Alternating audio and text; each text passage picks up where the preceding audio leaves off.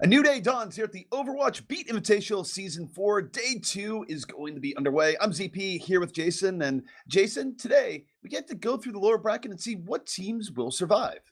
We do. And of course, before we even get into that, we have to think about all the games we had yesterday. Obviously, this is the first tournament on the live patch with the Super Hanzo, Super Saiyan Hanzo. I don't know what you want to call him, but he's damn strong. We've seen a lot of them today and yesterday out of a lot of strong players.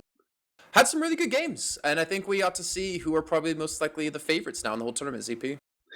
I think so. I mean, NRG definitely came in a lot stronger than expected, getting through the upper bracket. But more than anything else, it's just you have an entire sheet of paper, multiple papers together saying this is the meta. Just toss it into the air. Who even knows?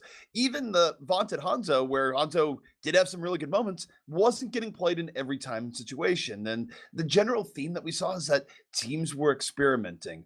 But one thing that we did see over the course of the day is that, generally speaking, contenders level teams were sort of gatekeeping the up and coming open division teams, where it was a rougher go for teams like we're going to be seeing in the very first matchup here, the Goats, where the Goats were kind of vaunted coming in and they got shut down and then some by Envision.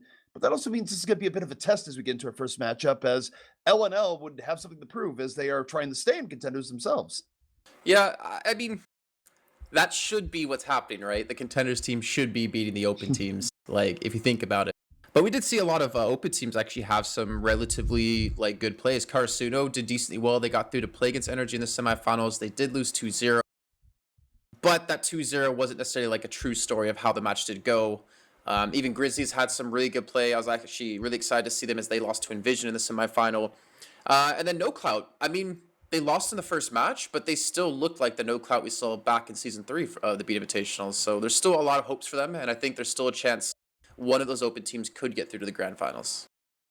Yeah, I think what's interesting too, as you think about it, is that you take a look at these teams as they've developed, and I just completely lost my train of thought because I did not turn off Mumble text to speech on this. So, Jason, take it away. Just say something. I don't know what. That's fine. Well, okay. So one thing I will talk about is obviously this is a tournament that happens every so often, and it wouldn't be possible without our great sponsors and our delicious drinks of Soylent. I can't show you one because I unfortunately don't have one next to me, but whenever I come back to the US, you and I are actually going to pick some up and try them out. Also, Plex Store, as well as Sennheiser, Twitch, and AMD, all giving some love to the Beat guys so we can put this on for you all to watch, and I hope you guys are enjoying it. But $6,600 up to grabs, and I mean that's a good chunk of change for a lot of these players. It's a good reinforcement as well to them to continue the path they're on, to continue grinding Overwatch. For instance, we saw JKW play him. Last time I saw him was on Complexity, and that was in DreamHack winner 2016, almost 2 years ago. And this man's still grinding, he's still playing, and he's still trying to reach contenders and reach Owl. Well, you want to talk about returning favorites too, not just JKW, but Hedan. Hedan of the proud tradition of strong French flex supports. Of course, you brought up Uncle, but Hedan was someone who was always in the conversation, and he's been around here in the tournament today. We'll see him play a little bit later. So it's kind of good to see this mix of the old and the new right now. And again, it's also a bit of a preview as to what's going to come as the meta goes forward, as we look to events like Contenders Season 2. So it's an exciting time. It is, and hopefully we get to see some of these open division teams make their way through into contenders and show everyone else what they've got. But what's exciting is the fact there's no set meta. But I will say this though, ZP, I was expecting more creative plays, I guess to say, yesterday out of the teams, more creative compositions. But we did get to see a little bit of everything, right? We had some Lucio in there. We had some Lucio Moira combined. We got to see, obviously, the Zen and the Mercy. We got to see some Junkrat, even some Tracer being played. And, of course, Pharah, obviously, with the double sniper. But there's still a couple of heroes I'm wishing to see. I think it was Envision who did switch over to McCree on the Zhang Tower yesterday, so we got to see even a little bit of him. But there seems to slowly be getting, as the days go on, more of a set kind of meta on set maps. One thing we did notice, though, in regards to meta is how often we would see teams swap to, say, a Brigida, and that would require a change from the other team, and then the other team would actually end up getting off Brigida, where I feel like this meta, more than anything else, is actually maybe conforming to that old idea the devs had of people switching in reaction to what you're seeing. And even if times Brigida isn't getting played, just the mere threat of her is forcing some interesting change-ups. But, Jason, now we're getting the Lijiang Tower. We're going to be opening up here on the garden stage, and I'd say we could probably look more at LNL's composition here, as it looks a little bit more realistic than what we're seeing from the GOATs. Although I would love to see them cut out this Bastion, don't think it's going to be a thing. Yeah, I don't think so either. But keep in mind for LNL on the blue side here, we do have triple DPS. Track, Sugar Free normally get subbed in between each other depending on what they would do want to run. And Nex is the one to come in as the off tank, but they definitely have a set plan of what they want to go with, and it's going to be dive. And it's going to be Track, most importantly, playing with, actually I was going to say playing without a Mercy, but they will switch over last second. All right, gonna see Track coming in here in the Pharah, so the air war going to be very important to LNL. Meanwhile, the GOATs are going to ground and pound it, going in from those white balls over to the left. And Track, for now, just trying to go around to the back, get some rocket poke, but he's going to be finding a deep in his face right now, so LNL mostly getting mitigated. The rest of LNL trying to come in from the front, but so far the point is in good control by the GOATs. If they can just stay up and sit in deep trouble, able to shake the pressure, and Sugar Free, in fact, going to fall for the attempted pickoff. It's the turtle strategy, man. You get your beefy, tanky-ass lineup inside the point. You got a Brigitte and triple tank, and you have the insane AoE healing from the Moira and the Lucio. You're not going to stop that team. You have a lot of poke, yes, but you know what? If you give up that position like that, there's no way you're going to be able to retake that. At least, realistically, you shouldn't be able to. That was really well played. They knew what they wanted to do, and GOATs completely locked down that point. And we got full swap-ups here coming up for LNL. They will be staying on the Pharah, but you have Enlar going over to the Widow, and Sugar Free gets off the Genji, decides it's not the right player versus Brigitte in close quarters. He goes let me cut in real quick before. Look how they're holding the point. They sat on the point instead of pushing off to hold out the courtyard.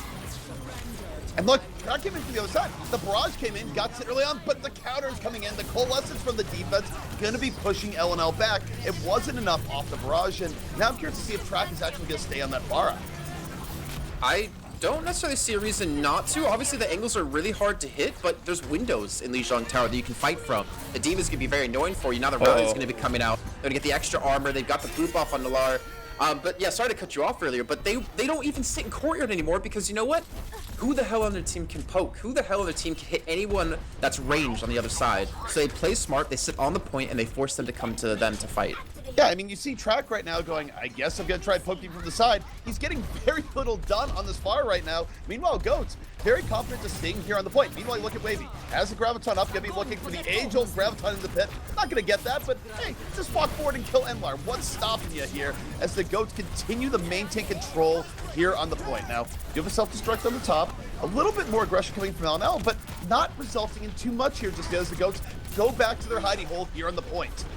Oh, that shadow coming through. It locks down Sugar Free. They will get the D-suit. They will get the kill onto him eventually. The point is taken away, and all they can do is maybe just touch to throw in overtime. But ZP, realistically, there's no chance LNL will take this first point. Absolutely not. And look, this has been the world's most unfortunate Pharah game where Track's just going, I really wish air power was worth something. And the entire time it's like, I'm looking for rockets. I'm not landing anything that's good rocket-wise. I guess I'll continue looking. And meanwhile, GOATs just look to LNL and go, yeah, we're going to stay on the point. You guys have Okay, so the Pharah wasn't terrible against the composition he was playing against that GOATs was using, but it was terrible for the way that GOATs was using that comp on that map. It was that point that really made the Pharah not be possible. Because when you're against the Moira and the Lucio, you want to poke at them. You want to do consistent damage, force Akimbo, who is playing the Moira, to run out of energy so she can't heal or he can't heal. But you're not able to do that when they all sit in the point and they have a Diva watching one angle, a Reinhardt watching the next. They couldn't get the poke damage in, and they just couldn't win those fights. All right, well, we're going to be seeing a swap up here where they're still going to be running a Pharah, which you don't see too often here on the control center. LNL, though, going to try and make it work. It's going to be Enlar on it. Normally it's a hit scan specialist. This is a little bit weird, but we'll see if this composition from LNL pays some dividends. Meanwhile, GOATs just going to casually walk to the point. Gator almost got picked off, but able to re-solidify behind the shield. That's scary. The shield won't be able to really survive too long against the Junkrat, but that's a big hook coming out of sit. Yes, he will fall, but Gator gets the kill into Nalar, and that's going to allow them to take the point off the bat. GOATs are just completely dominating LNL. I'd say just in compositions alone. Yeah, you hit the nail on the head. It's composition. I'm not even looking at that being like, man, there's like so many high mechanical plays here. It's more I'm looking towards LNL and just going, what? Like, look, we might be in a new meta, it might be the age of opportunity, but this triple DPS, Winston as your only tank, running a Pharah control center, I'm kind of looking at this and just my head's exploding, going, I don't think this is gonna work, and so far, it's not.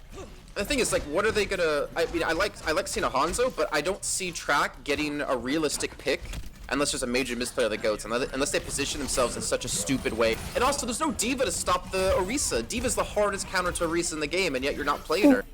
And not only that, but you have heavy tanks on one side and very little tanks on the other side. Like, what is DCOD realistically going to do here? Hi, I'm Winston. yeah, it's like, hi, I'm Winston. How are you, Roadhog? Oh, you want to kill me? Thank you very much, sir. Now, no, Sit went a little bit too far out there and got picked off, but because all you're working with is a Winston, I don't know where the pressure is going to come from on L&L right now. They are going to move in. Late Dragon comes out. Sugar Free has to back off in the beginning. And Kalush, he's under pressure. Probably got the self-destruct to get back. Oh, the Dragon the other way. Oh, they must react straight into the self-destruct to come through over the top. It does some decent damage, but doesn't get any kills, unfortunately for them. Gator gets revived back in as well. Sugar Free still looking for his first play of the game. Won't have an opportunity this time because the Transcendence has now been used. Dogman's down, Nalara's down, Decod's down, and this is going to be the goats again grazing through their pasture into potentially a Lijiang Tower victory. I mean, the goats are really well read, more so than last night's leftovers. I don't know what to tell you. We're playing Overwatch right now and running one tank, solo tank Winston here in 2018. Just, I don't know. It's not something that inspires you to go, yeah, this is great. But L&L, they're going to get one final opportunity here. Sugar Free has the Dragon Blade. He's going to have to go huge as he did before. But Ajax and Dogman already down. No support. Sugar Free against the world. See what he does here, but this would have to be ridiculous. And hey, gets two, and it's done. Wavy putting an end to the opposite Shimada brother. It's a decent attempt by Sugar Free, but you lost both supports early on. What are you going to do? And Wavy's there, Decod on track, try to contest the point. He finally has some reinforcements. Ajax switch over to Luso. He will get here in time to keep it contested, but he's all alone. Dogman, actually, sorry, track is there off to the side. I thought he was dead already, and they do turn the point around somehow. They secure it, but now they're stuck onto a Lucio. They're stuck on a composition that can't afford to be picked off at all, and Wavy's been hitting shots. And not to mention, the Gator-Sit combo of the H&H, the Halt and Hook, has been decimating so far L&L on this map. Here's a bigger issue. What stops Goats from just walking onto the point right now? Well, I guess Ajax somehow getting Kimbo in the back. That's part of it, but he's going to res that up. And Goats right now, they just have to be tanky, move on forward, and then just pressure Decod a little bit, and no one can really remove them from the point once they get on here. That's part of tanks. Ajax will get hooked in. Ajax down. Now, Sit gives Light forth. The Dragon's going to be a little bit of spacing, but Decod down, this is still going to be a rough go for L&L. Kalush tries to go for a self-destruct to zone them off on the point, but unfortunately he doesn't get healed up in time on the Baby Diva, and he does die. But Wavy again, he picks up 2 kills, 2 damages, so now down just up to Sugar Free. Pretty much all alone to do damage against the entire squad of the Goats. Even Kalush switching now over to Doomfist. I don't know if L&L can pull this back. Sugar Free has to go crazy, and he almost has a blade to do it. Yeah, Sugar Free has been doing just that throughout most of the series so far. Another blade up, gets 2. Sugar Free keeping L&L on his back right now. No tanks to help him control, but one Genji, a will and a way. Picks up his 3rd, and he's actually single-handedly keeping L&L in this fight right now. For Goats, though, it's fine if they lose this fight because they've had control the entire time. It's not like L&L's been building up towards that 100% for the map point.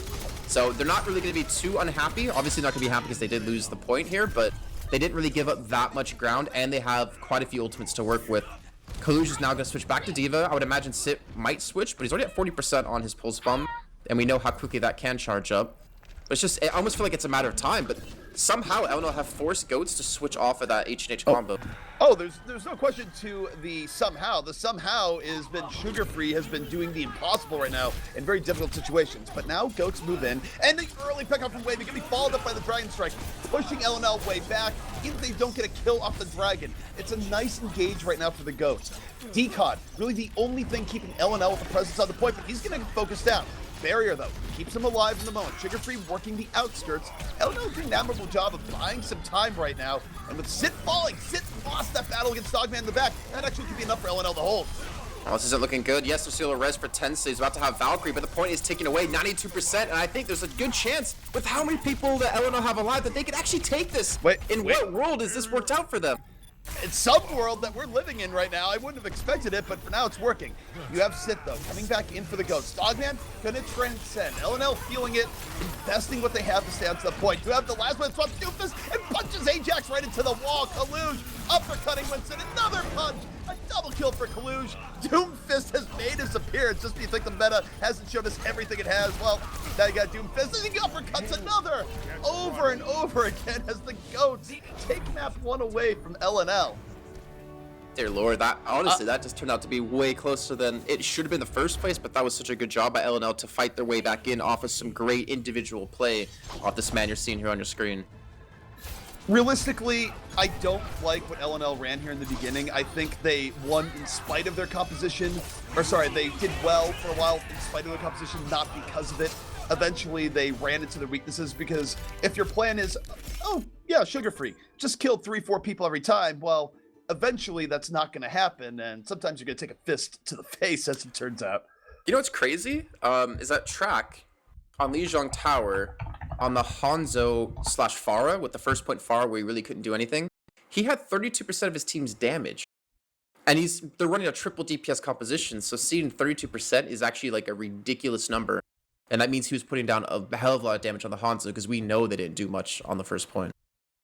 Yeah, there's no doubt about it. I mean, Hanzo also in general is going to be one of your DPS machines where even if you're not getting pickoffs, you activate Storm Arrows, you look in the general direction of a tank, well, that's going to boost your damage numbers up quite a bit, especially if there's a hog in play. But yeah, that last round, that was just weird, but it's also some of the chaos that you can expect as you enter into a new meta. So, hey, I'm down to watch it. We actually not only saw Doomfist get played towards the end there, but Doomfist was successful.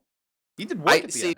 What made me really sad when you guys were casting contenders and myself, Jamerson, and Hex were casting the OWPS, the Overwatch Premier Series in China, is that we got to see a ton of McFisties, which was McCree and Doomfist. And you guys didn't get to see that often, but it was a staple like meta in China for the entire 6 weeks. And it's such a glorious thing to see because of what you could potentially do with Doomfist then.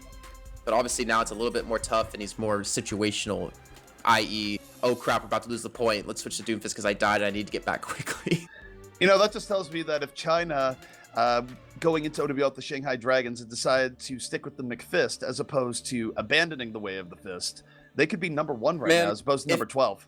If people in China were born like a year or two earlier, the Shanghai Dragons would be such a strong team.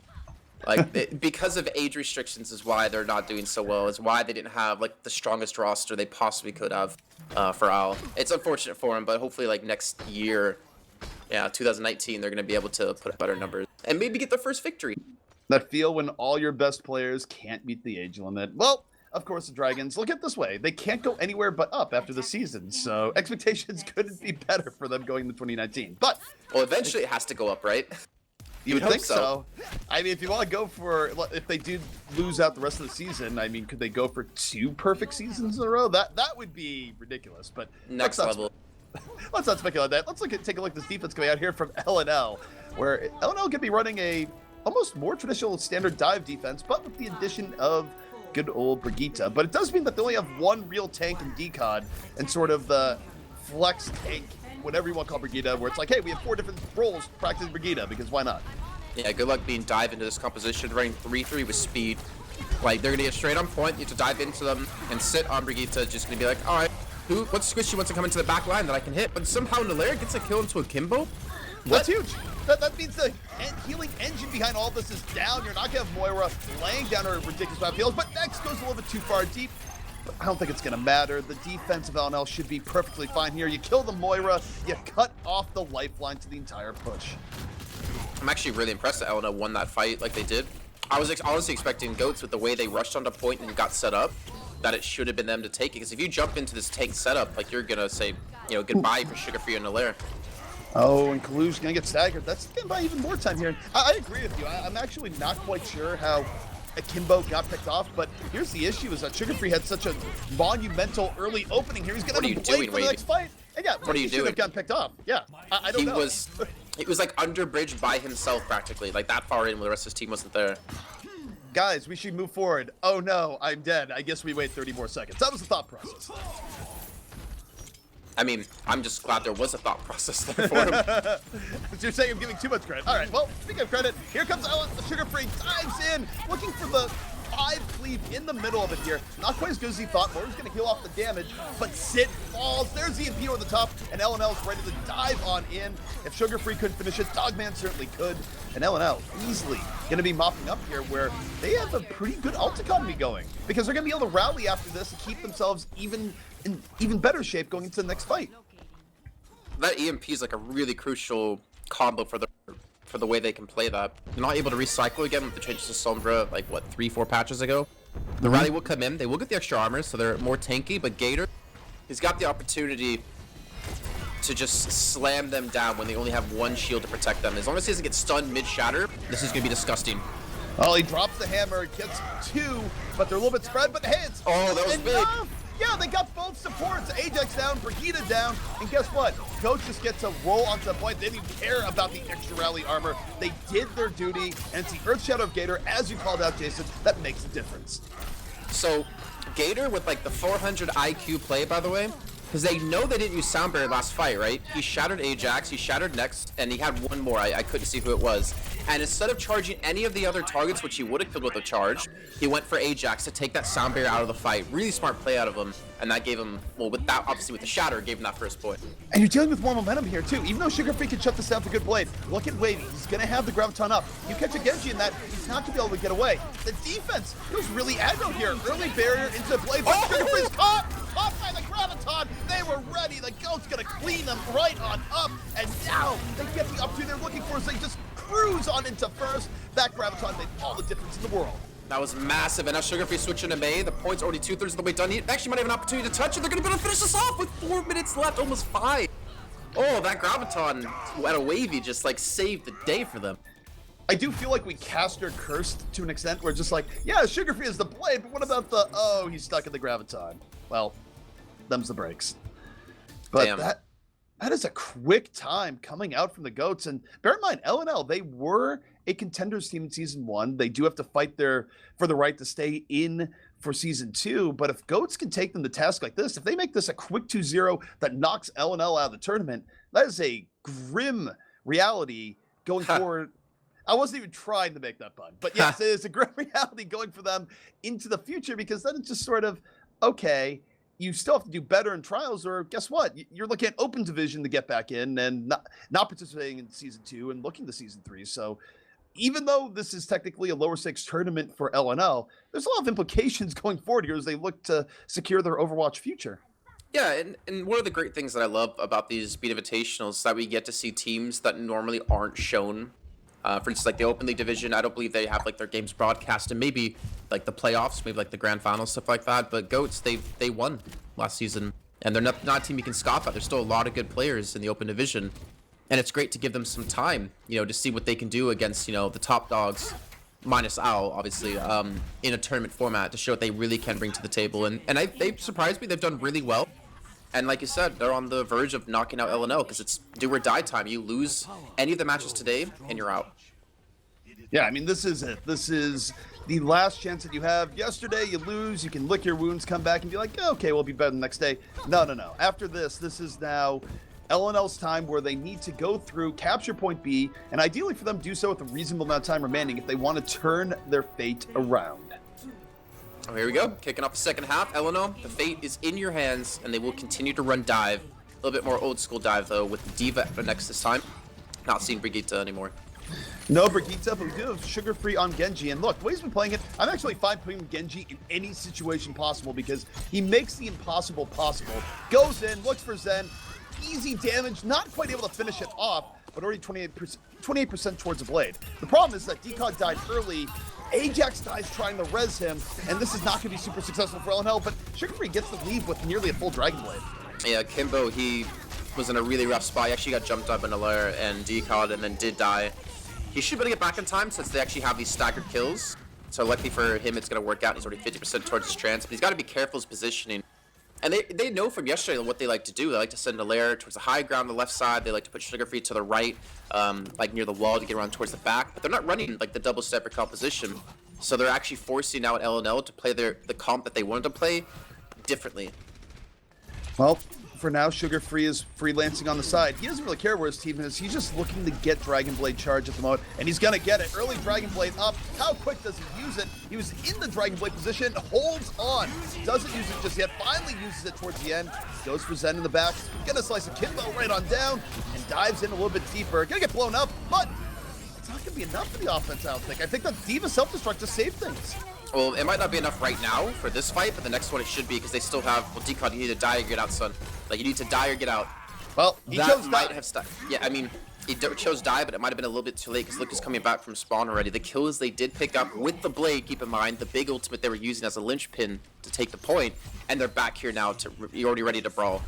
Yeah, and more than that, you have Sit with the whole hog that can delay things a little bit more, so long as it's not a diva directly in his face. So Goats, they're able to fully reset here. The effects of that blade essentially gone. And now Decon gonna be first to leap on in and first to get knocked on out. Whole hog in play, and Sid takes down 2 just to make it real. Oh man, like I think did he actually knock them into the dragon strike as well with the whole hog? I think so. That's unfortunate. Just when you know the dragon is having a little bit of trouble getting its lunch, it's like, here, let me throw it to you. But I mean, at least the Boggles was used at a Gator. They did get the Dragon Strike. They got the whole hog. So they get like 3 ultimates out. Sorry, of Goats. And on the side for LNL, they've got 3 major ones to use. They got the Transcendence. They have the Valkyrie coming up. They've got the Pomerades to knock them off this high ground. And they've got next to Self-Destruct too.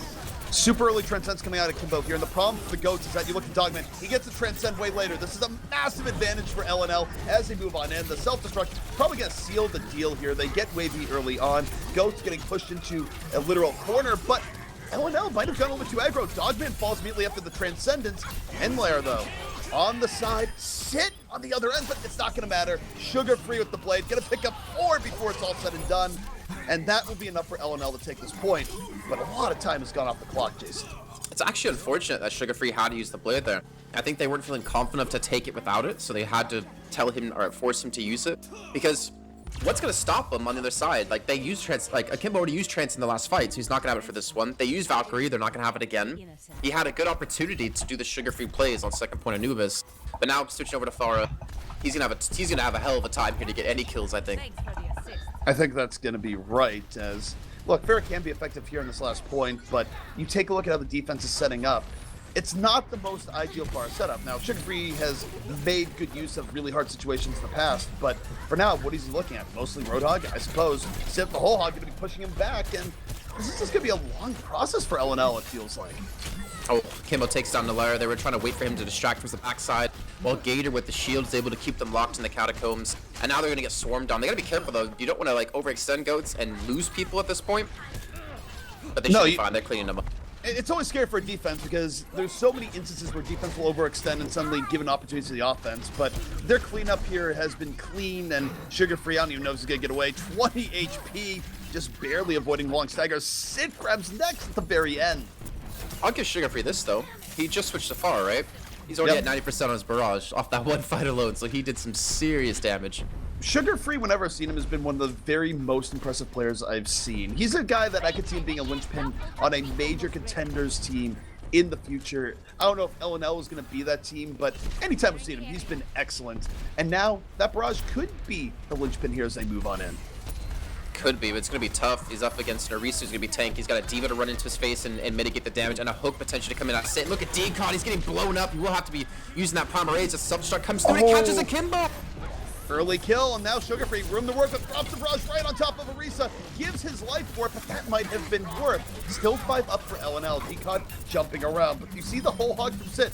Makes a reasonable amount of space. Respawn starting to come back in from defense, but with Sit falling, if they can get rid of Diva here soon, oh no, Self-Destruct, Kaluj, gonna get away. Is he gonna get back? No! Dogman shut him down! Hey, but Akimbo got himself 2 kills. Yeah, I'm not sure how that happened on the other side, and that is actually going to spell the end of this push for LNL. Alright, well, I thought the Self-Destruct was going to be enough to shut down the push, but it's a Brigitte, so almost same thing, right? I mean, both are exploding into your backline, so one way or another, people are going to fall. And wow, I mean, the barrage, again, like, the composition he was using it into is really, really rough. I was surprised he even got that kill onto Gator, who has now switched to Reinhardt and has built up 60% on his Shatter. His Shatter was massive for them on taking that first point on attack, and it might come massive again here on the defense. Can I just call attention to Sugar-Free's icon? This man has played a lot of Overwatch, relative to most pro players as far as ladder play goes. What is it? It is the gold and platinum one. Oh, what a nerd. No, I'm just kidding. Yeah, that's a lot of Overwatch. I just looked at it, I was like, wait a second. That's his man who's played a lot of Overwatch, but for now, under pressure, backs off just a bit. Akimbo gets Thenlair in the beginning, and LNL starting to bleed a little bit, getting poked down, unable to make the next turn. And the problem is, you can't commit, you can't fish off. They lose Decon. He wasn't in the Transcendence. Late barrage out from Sugar-Free only picks off 1. and I don't know if this pressure from NL is going to be enough. They get a few kills, but these ones are about to come in.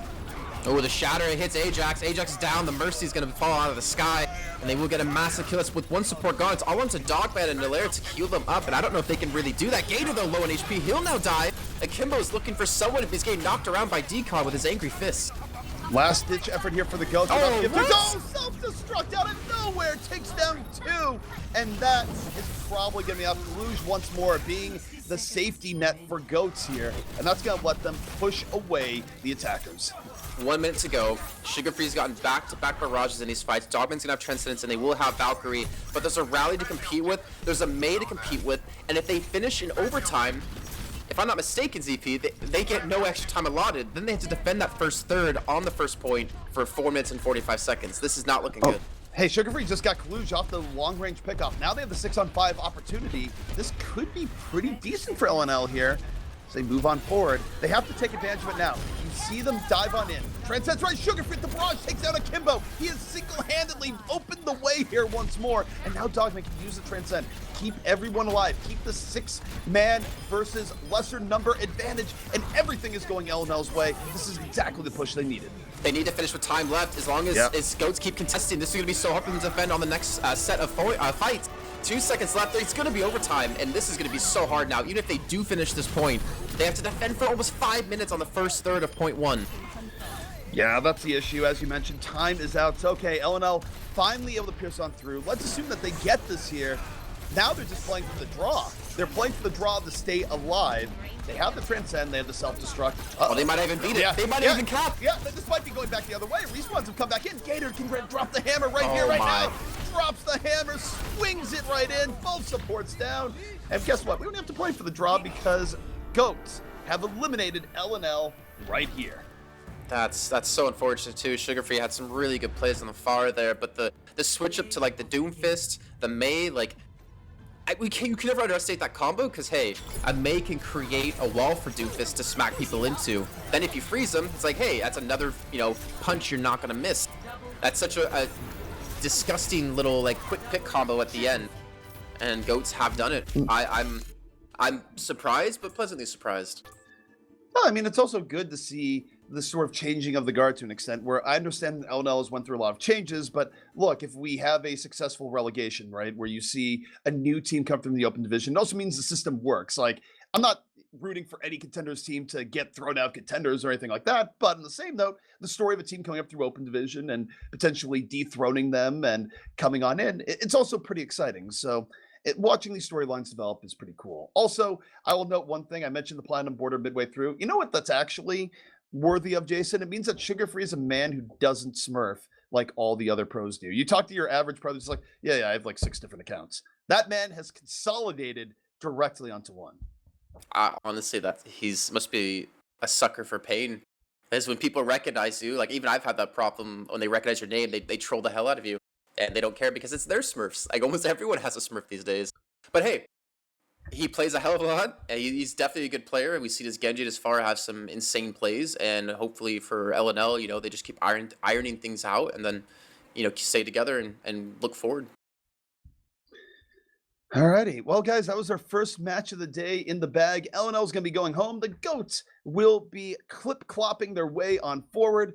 But we're going to be taking a quick break. When we come back, the next match of the day coming right at you.